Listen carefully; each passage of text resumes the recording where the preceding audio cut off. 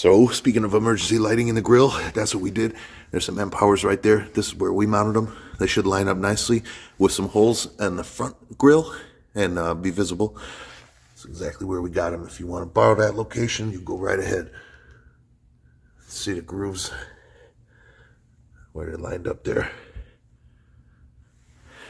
That's what we're doing.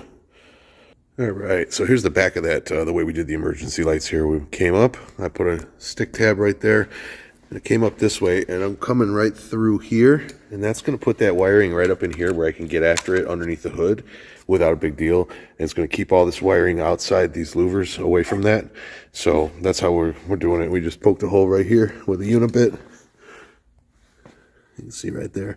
Did the same thing over on this side. And we might tuck up and tidy up that wiring, I'm sure, but we'll chase it along the factory wiring that plugs into here and probably take it back up in the truck that way somehow.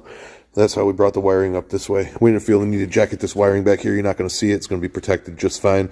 But we are going to slide some split loom in here, and it'll end up coming down to about here. And this down here, we're just going to leave the way it is. So that's how we did the wiring behind the grill for the emergency lights. And this is what I meant when I said the lights will kind of come through at hopefully the right spot. See the top one there and the bottom one there. So that's what we were going for. Worked out pretty good, I hope. All righty.